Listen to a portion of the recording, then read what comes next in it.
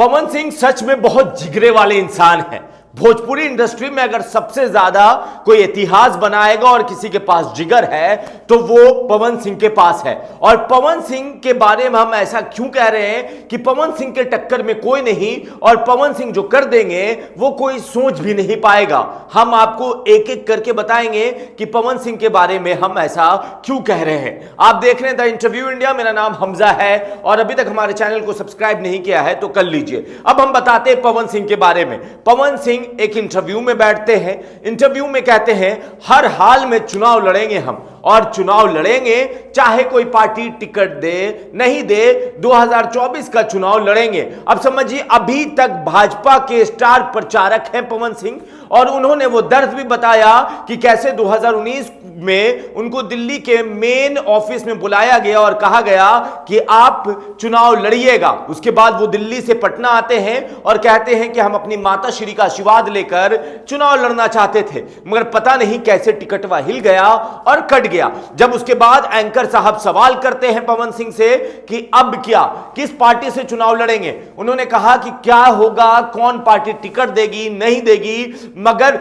हम भाजपा के लिए स्टार प्रचारक हैं तो मेरा पहला प्यार तो उन्हीं के लिए होगा। मगर 2024 में पवन सिंह चुनाव लड़ेगा। और पवन सिंह ने कहा कि अभी हम जिस पोजीशन पे हैं, जितना प्यार मिला है वो हमारे जनता की वजह से मिला है। हमारी जनता, हमें प्यार करने वाले लोग मेरे लिए सबसे बड़े हैं और इस बार पवन सिंह चुनाव लड़ेंगे। अब समझिए पवन सिंह क्यों चुनाव लड़ना चाहते हैं और पवन सिंह क्यों इतना बोल रहे हैं। देखिए, पवन सिंह ने 2019 में इंतजार किया और उसके बाद उनका टिकट काट दिया गया। उसके बाद वो बड़े ईमानदारी से किसी पार्टी के दूसरे पार्टी की तरफ नहीं गए, भाजपा के साथ रहे।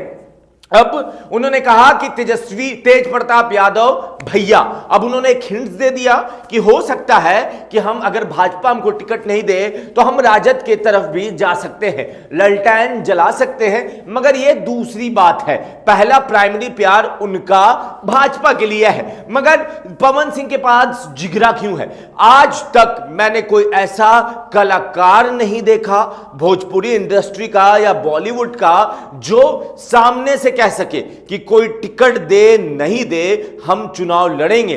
किसी को शायद इतना अपने फैंस पे भरोसा ना हो कि हमें बिना पार्टी के सिंबल के कोई जिता दे, मगर पवन सिंह को यह उम्मीद है और पवन सिंह को यह प्यार मिला है कि उनको लगता है कि हमको टिकट मिले या ना मिले हम चुनाव तो लड़ेंगे। जीत हार दूसरी बात होती है, हौसला जिंदा वही है जो लड़ता है, मुर्दे कहां लड़ाई करते हैं। यह पवन सिंह के लिए लाइन बड़ी परफेक्ट बैठती है। अब समझिए पवन सिंह आगे क्या करेंगे। हम और आपके लिए और जो भी चुनाव लड़ने वाले हैं उनके लिए बड़ा फख्र की बात होगा कि एक बिहारी पड़ोस जिले का, आरा जिला का लड़का, और वो भी भोजपुरी इंडस्ट्री से आया हुआ, क्योंकि अभी तक भोजपुरी इंडस्ट्री से 3 सांसद आए हैं, रवि किशन, मनोज तिवारी और निरहुआ, और तीनों का इंटरव्यू उठाकर देख लीजिए। किसी ने कभी यह नहीं कहा था कि हां हम चुनाव लड़ेंगे।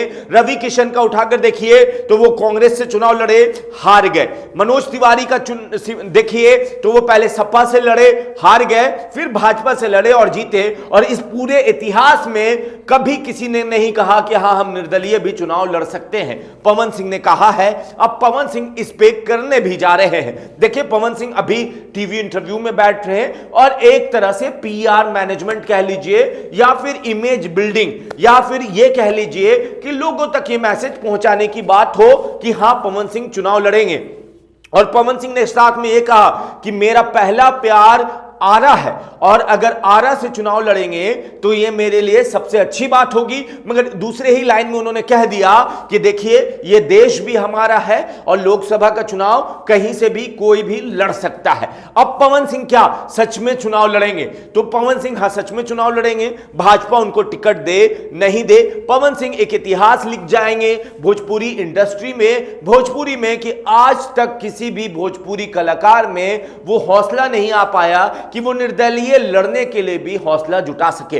पवन सिंह अब ये अनाउंसमेंट कब करेंगे कि कौन से टिकट से चुनाव लड़ेंगे, कहां से लड़ेंगे?